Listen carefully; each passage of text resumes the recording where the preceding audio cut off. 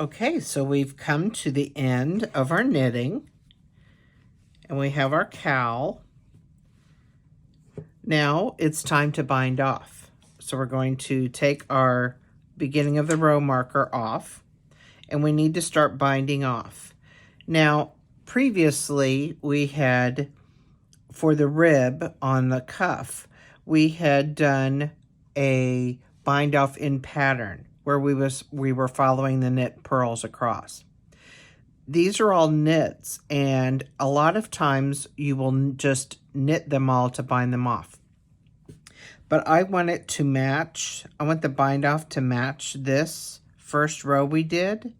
So what I'm going to have you do is we're going to bind off purl-wise instead of knit-wise.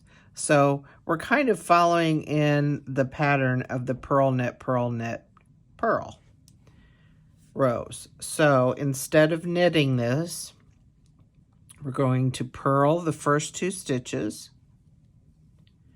and then we're going to take that first stitch over, and we're going to continue on. But instead of knitting, we're purling, and that will give us more of an edge that matches the beginning.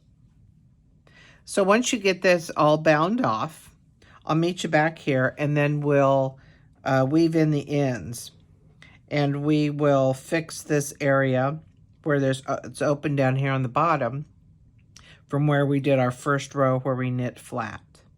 So I'll see you back in just a little bit. Okay, so we have cast off now, and our cowl is almost finished. Now we just need to weave in the ends. So what I want you to do is go wrong side out so we can see all the ends that we need to weave in. We've got 1 on each end, and then we have our 4 ends from where we did our color, added our color. So let's start with this first edging where we cast on. As you can see, this is, remember we knit that first row flat and not in the round. So it looks a little different than this end does. So what we're going to do is use our darning needle, thread our yarn, and we're going to go in this first end stitch. We're not going to go into this bar that goes across, but we're going to go into that first stitch, and we're going to take it and pull it tight, pull it closed. And then we are going to go in this other side, go down 2, and snug it up, okay? And then I might go in through this hole again. Just kind of grab some loops there, and that will close that edge up. Now we're going to, just like we did before, we are going to go in these loops that are the purl bumps at an angle, and we're going to pick those up. And we're going to pick up a couple more going the other way, going W way, like a W. And then we'll do this one more time. We're going to go down a couple of them. Okay. Stretch it out a bit to make sure we don't have any bumps. And then on the other side, you can't really see. I might pull that a little bit tighter,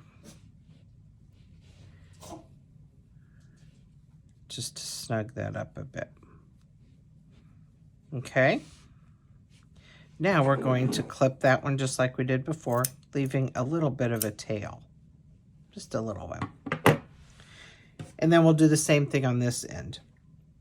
We'll go across.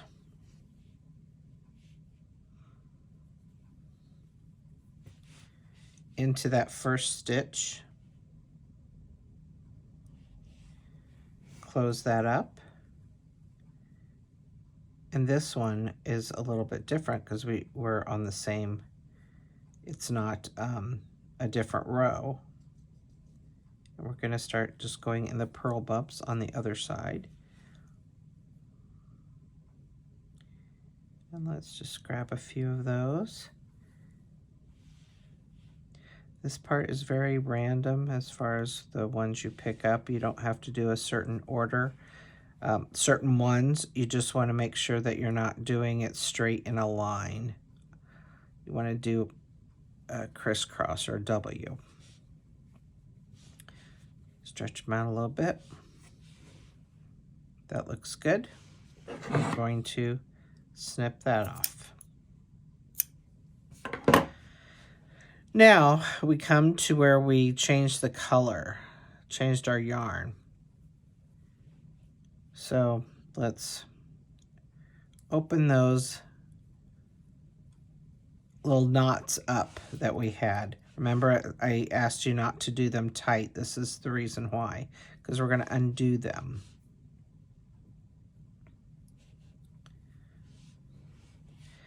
Now, from the front, there are going to be holes. So we want to get rid of that.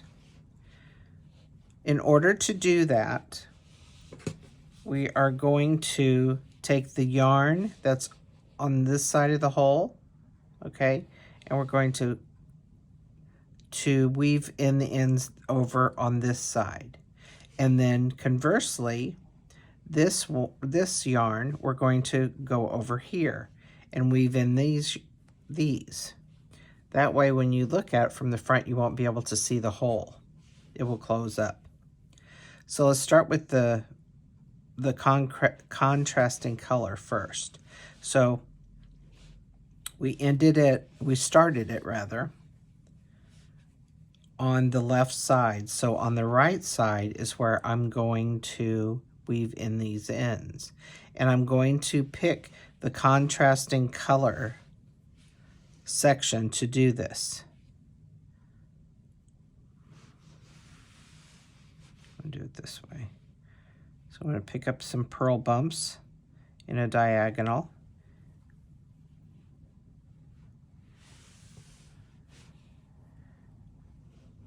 Now I'll go the other way up the diagonal. And I'm just staying in the contrasting color purl bumps. I'm not going into the main color purl bumps.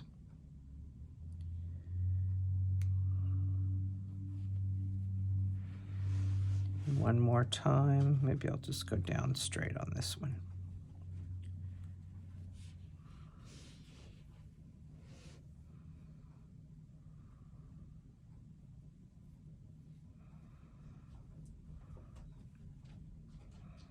This is why it's nice to have the longer tails. Spread that out a little bit. And we're going to cut that. Now on this side, it ended on the right.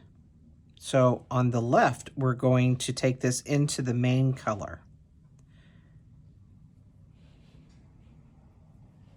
So I'm going to pick up this main color and do a little W over here in the purl bumps.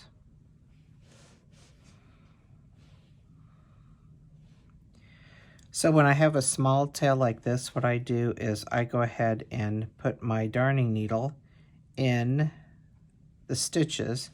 Then at the end, I'm going to fold my yarn over, and then I'll stick it in that eye of the needle,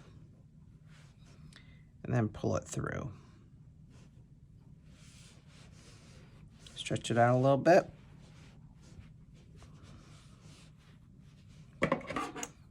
Clip it off.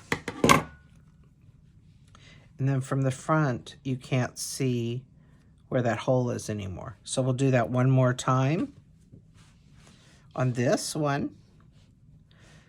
Now this one, this is much more defined as far as the main color and the contrasting color as far as the blocking.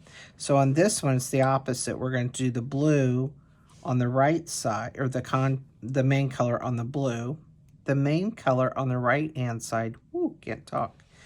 So this time I'm going to pick up a couple of these blue main color bumps and pull them across. And then I'm just going to go down into this area because I really don't want to have this into the contrasting color. Because if it's a big contrast, you might be able to see them through the front, and I don't want that.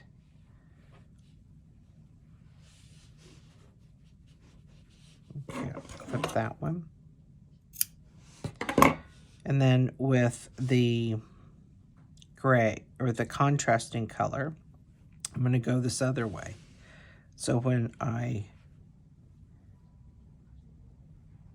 close it up, we won't be able to see that hole at all. The hole will be gone.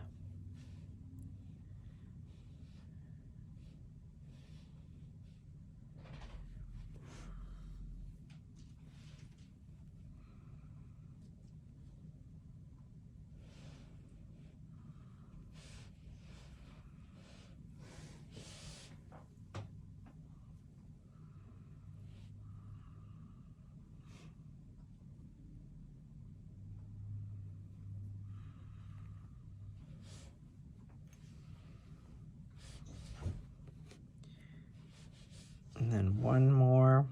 I'm going to go up this way.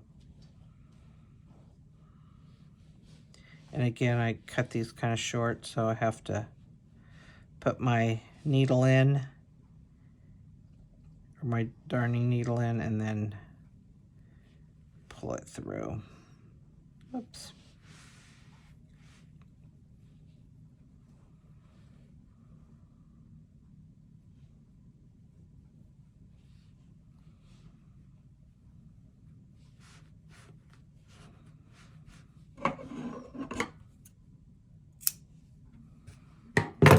Okay, let's turn it right side out.